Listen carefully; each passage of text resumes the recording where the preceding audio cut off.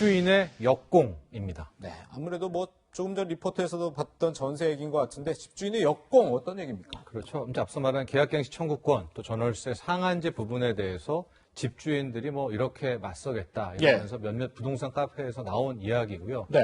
지금 이제 들어가는 흐름을 좀 보면 그런 하나의 이야기가 나오면 바로 정부 당국에선 그 대응 방안이 나오면서 그것을 무력화시키는 이런 구조가 나오고 있습니다. 몇 가지 좀 사례를 보겠습니다. 가장 많이 첫 번째 언급됐었던 게 현재 이제 전세담보대출 같은 경우에 집주인의 동의 부분이 있습니다. 그래서 한 절반 정도 차지하는 주금공 상품이야 질권 방식이 아니라 보증 방식이어서 상관은 없지만 나머지 뭐 서울보증보험이라든가 여기에 대한 전세담보대출은 이제 은행에서 전화가 와서 집주인 이제 동의를 요구를 하거든요. 그 동의를 안 해주겠다 이제 그런 방법이었는데 이게 나오자마자 국토부와 금융위원회는 아니다. 내용 증명으로 가능하다. 이러면서 이제 바로 저렇게 또 대응 방법이 나오고 있고요.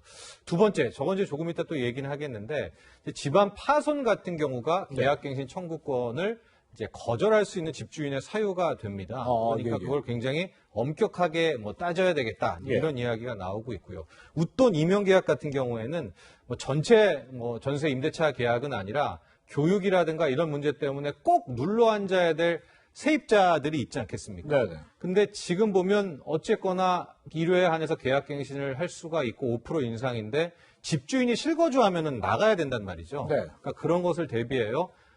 그 계약선 5% 쓰되 뭐 따로 이면 계약을 맺는 이제 그런 방법이 있다. 그다음에 이제 집 비우기 같은 경우에는 손해배상은 누군가 다른 세입자가 들어오고서부터 시작이 되거든요. 그러니까 아예 내보내고 집을 끝까지 비워두자 이런 방식이 나오는데 여기에 대해서 당국은 그 정도로 이 실탄이 많은 집주인, 그러니까 현금이 넉넉한 집주인은 또 많지 않다 이렇게 맞서고 있어서 실질적으로 집주인이 뭐 이렇게 하겠다라고 하면 당국은 그 방법은 안 된다. 이렇게 바로바로 나오는 그런 흐름을 보이고 있습니다. 어쨌든 정부 여당은 이 전월세 상한제 계약갱신 청구권이 이 세입자를 보호하는 법이라고 했는데 이 집주인도 집주인 나름대로 이 허점들을 막 찾고 있는 거네요. 그렇죠. 지금. 일단 그런데 지금 전세 매물이 뭐 씨가 마르고 있다. 이 법이 통과된 뒤에 더 가속화할 것이다. 이런 얘기가 있는데 실제 그런가요? 그렇습니다. 현재 뭐 가격과 물량을 봐야 될 것 같은데요. 7월 31일이 이제 법 시행일 아니겠습니까? 그렇죠. 이 직전주 혹은 2주 전이 굉장히 전세값이 급등, 폭등하는 양상을 보였습니다. 왜냐하면 이제 소급 적용이 되기는 하지만 새롭게 이 전세 시장에 뛰어드는 분들도 있지 않습니까? 그렇죠. 신규 세입자 같은 경우에는 어쨌거나 전세를 잡아야 되기 때문에 법 시행 전에 지금 보시면 저렇게 전세 가격이 크게 오른 것을 볼 수가 있고요. 자, 앞으로 좀 더 정확한 임대차 3법, 임대차 2법의 효과를 보려면 한 달 정도의 전세값 흐름을 좀 더 지켜봐야 됩니다. 왜냐하면 이제 지났잖아요. 시행일이 지나고 나서 속속 소급 적용해서 계약갱신이 되는 부분을 봐야 된다. 이렇게 볼 수가 있습니다.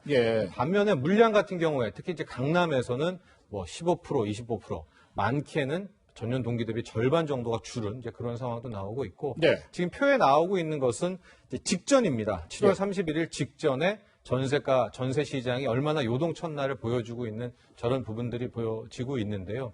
실질적으로 이제 7월 31일 이후에는 앞서 말했듯이 계약갱신 청구권과 전월세 상한제가 소급 적용되고 있기 때문에 대다수의 임대차 계약에 사셨던 세입자분들은 그걸 누릴 수가 있습니다. 5% 인상에. 그러나 몇몇 사례들, 앞서 제가 말한 것처럼 뭐 집주인이 실거주하는 이것이 가장 거절할 수 있는 대표 사유가 되고 있어서 또 거기에 해당하는 세입자분들은 실은 좀 부담이 클 수밖에 없겠죠. 왜냐하면 이미 전세 시장의 전세가가 굉장히 높아졌기 때문에 청구권을 사용하지 못하고 나와야 되는 그런 세입자분들은 굉장히 이제 큰 좀 부담이 될 수 있을 것 같습니다.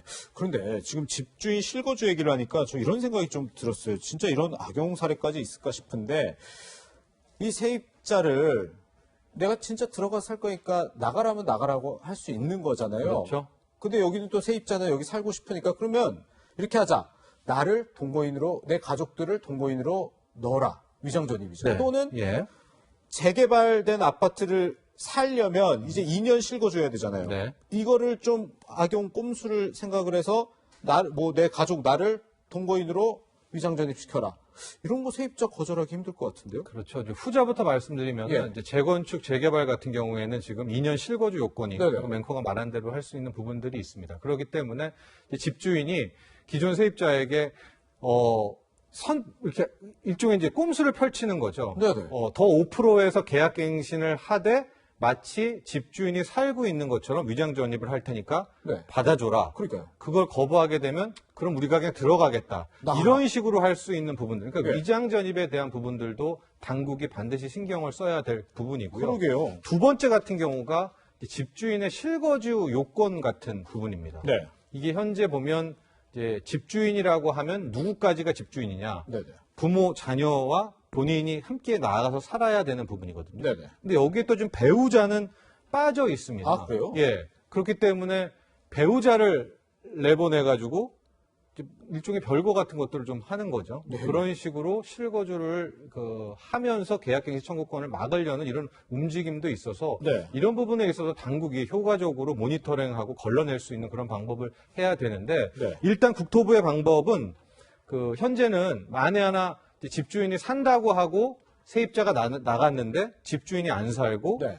새롭게 계약을 한 그런 경우가 있을 거 아닙니까? 예, 예. 그래서 전 세입자에 한해서는 그 해당 물건에 대해서 뭐 확정일자라든가 이런 뭐 열람권을 주겠다라고 했는데 네.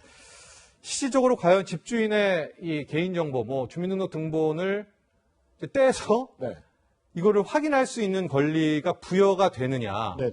그러니까 여기 보면 좀 충돌이 되거든요. 예. 그렇기 때문에 이것을 당국이 왜 굳이 전 세입자에게 주느냐? 예.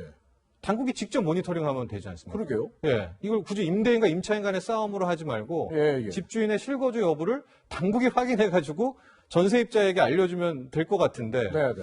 왜 그 방법은 안 하고 당국이 쏙 빠져 있는지는 네. 모르겠습니다. 그래서 그 집주인의 실거주 2년 여부를 확인하는 방법을 저 개인적으로는 이걸 전세입자한테 맡기지 말고 당국은 계속 볼 수 있잖아요. 맞아요. 네. 당국에서 판명하면 네. 될 것 같거든요. 그러니까 이런 좀 아이디어는 차용했으면 좋을 것 같습니다. 그러네요. 네. 근데 집주인과 세입자의 싸움, 뭐 이 부분도 있을 것 같아요. 왜냐면 이제 집주인 같은 경우는 앞으로 뭐 5%밖에 못 올리고 이런 측면 때문에 뭔가 어쨌든 신경을 많이 쓰면서 이 세입자한테 못 하나 박는 것 가지고도 손해배상 청구를 할 수 있지 않을까요? 지금 사실 뭐 못 받고 이런 건 좀 용인해 주잖아요. 그렇죠. 전세 같은 경우에서는 일종의 이제 자기 집처럼 네. 써도 되는 이제 그런 분위기가 우리나라 이제 관해인데 예, 예. 지금 보면은 이제 계약갱신을 거절할 수 있는 사유 중에서 이제 집안 파손이 있습니다. 네. 고의적인 집안 파손에 한해서는 예, 예. 집주인이 2년 살았던 세입자를 그 다음에 계약갱신을 거절할 수가 있는데 그 집안 파손의 기준이 애매한 명확하지 거죠. 않죠. 이제 여기서부터가 사례집, 판례집으로 가야 됩니다.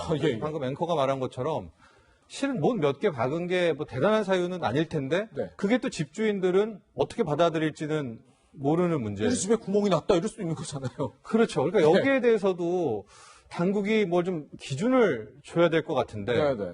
이제 그 기준까지 정해준다면 이거는 정말 또 그러니까 이거는 이제 판례 영역, 사례 영역으로 가야 되는 분위기고요. 또 예. 하나 많이 언급되는 것이 또 뭐 반려동물을 키우는 부분들에 있어서 근데 이제 이게 참 그렇죠. 못을 뭐 10개 박으면 괜찮고요. 네. 15개 박으면 안 되고 이게 진짜 말도 안 되는 거거든요. 그러니까 그 상황이거든요. 중대 파손이라는 것을 또 네. 어떻게 해야 될지 어느 정도 파손이 계약갱신 거절의 사유가 될지는 이건 좀 당국이 뚜렷하게 좀 기준을 잡아주는 것이 좋을 것 같습니다.